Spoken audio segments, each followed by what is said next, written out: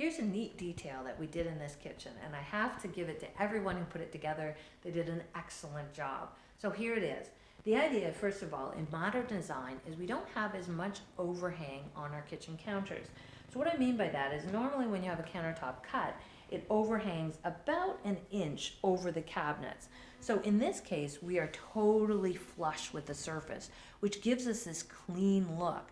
But here's the really neat thing we did.